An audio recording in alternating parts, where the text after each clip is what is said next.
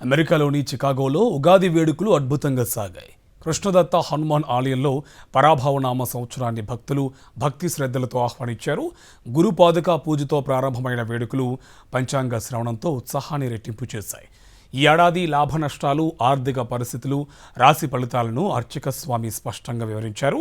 శ్రీ దత్తాత్రేయ స్వామి, అనఘాదేవికి ప్రత్యేక పూజలు, కాకడ హారతితో భక్తులు తన్మయించారు. ఇక ఉగాది పచ్చడి, మహాప్రసాదంతో ఈ వేడుకలు విదేశాల్లోనూ తెలుగు సంస్కృతి వైభవాన్ని మరోసారి చాటాయి.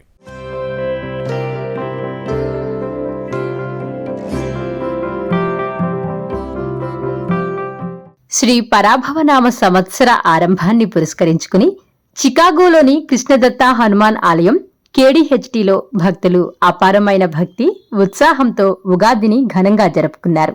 సాయంత్రం పవిత్రమైన గురుపాదక పూజతో ఈ వేడుకలు ఘనంగా ప్రారంభమయ్యాయి.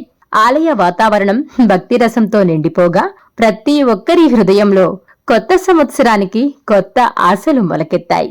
తరువాత ఆలయ అర్చకులు నిర్వహించిన పంచాంగ శ్రవణం ప్రధాన ఆకర్షణగా నిలిచింది. పరాభవనామ సంవత్సర ప్రాధాన్యతను వివరించిన అర్చక స్వామి ఈ ఏడాది ఎలా ఉండబోతోందో విశదంగా తెలియజేశారు.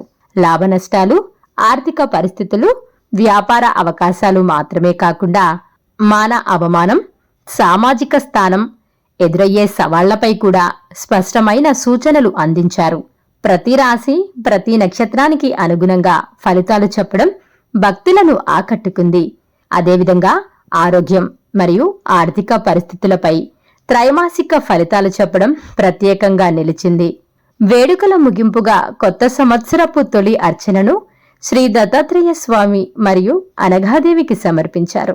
అనంతరం నిర్వహించిన కాకడ హారతి ఆలయంలో ఆధ్యాత్మిక వాతావరణాన్ని మరింత రెట్టింపు చేసింది.